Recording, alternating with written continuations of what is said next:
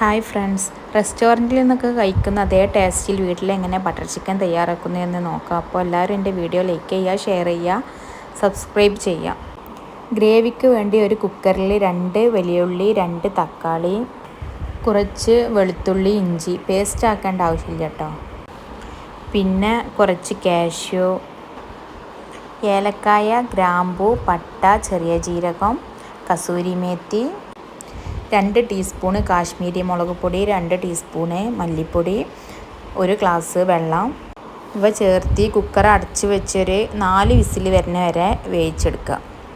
അപ്പോഴേക്കും ചിക്കൻ ഒന്ന് മസാല തേച്ച് വെക്കാം കേട്ടോ. അതിന് വേണ്ടി 1 ടീസ്പൂൺ മഞ്ഞൾപ്പൊടി, 3 ടീസ്പൂൺ മുളക് പൊടി, 2 ടീസ്പൂൺ മല്ലിപ്പൊടി, കുറച്ച് ഇഞ്ചി വെളുത്തുള്ളി പേസ്റ്റ്, പാകത്തിനുള്ള ഉപ്പ്, കുറച്ച് വിനേഗറും ചേർത്ത് നന്നായിട്ട് മിക്സ് ചെയ്ത് കണ്ടെടുക്കുക. ഞാനിവിടെ 1/2 കിലോ ചിക്കനായിട്ട് എടുത്തിട്ടുള്ളത്. ആ ചിക്കൻ ഇതിലേക്ക് ഇട്ട് കൊടുത്ത് നല്ലോണം മിക്സ് ചെയ്തെടുക്കുക. ഒരു അരമണിക്കൂർ വരെ റെസ്റ്റ് ചെയ്യാൻ വേണ്ടി വെക്കുക.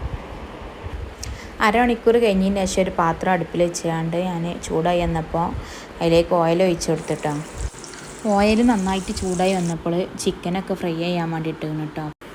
അപ്പോഴേക്കും ഗ്രേവിക്കുള്ളതൊക്കെ എല്ലാം വെന്ത് വന്നിട്ട് അങ്ങനെ ഞാനൊരു മിക്സിയിൽ ഇട്ടുകൊണ്ട് നല്ലോണം അരച്ചെടുക്കുന്നുണ്ട് കേട്ടോ. ചിക്കനൊക്കെ ഇവിടെ നല്ലോണം ഫ്രൈ ആയി വന്നിക്കണം. അപ്പോൾ കോരിക്കാണ്ട് മാറ്റി വെക്കുക കേട്ടോ. ഇനി മസാല തയ്യാറാക്കാം കേട്ടോ. അതിന് വേണ്ടി അടുപ്പിലൊരു പാൻ വെച്ച് കൊടുക്കുക. ചൂടായി വരുമ്പോൾ ആ ചിക്കൻ ഫ്രൈ ചെയ്തില്ല, അതിൻ്റെ ഓയിൽ തന്നെ കേട്ടോ അത് ഞാൻ കുറച്ച് ഒഴിച്ച് കൊടുക്കണേ.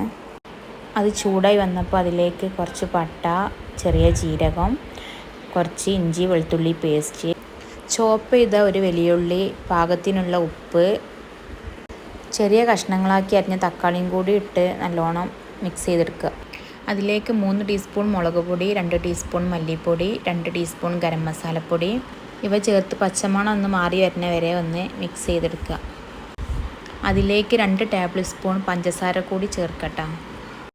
3 ടേബിൾ സ്പൂൺ കെച്ചപ്പും കൂടി ചേർത്ത് ഫ്രൈ ചെയ്ത് വെച്ച ചിക്കൻ അതിലേക്കിട്ട് നല്ലോണം മിക്സ് ചെയ്തെടുക്കുക. അതിലേക്ക് തയ്യാറാക്കി വെച്ച ഗ്രേവി ഒഴിച്ച് കൊടുക്കുക. പിന്നെ 1 കപ്പ് പാലും കൂടി ഒഴിച്ച് കൊടുത്ത് നല്ലോണം മിക്സാക്കിയിട്ട് കുറച്ച് കസൂരി മേത്തിയും കൂടി ചേർക്കുക. മല്ലിയില കയ്യിലുണ്ടെങ്കിൽ അതും കൂടി ചേർക്കുക കേട്ടോ. ആ ഫ്ലേവർ നല്ല ടേസ്റ്റ് ആയിരിക്കും.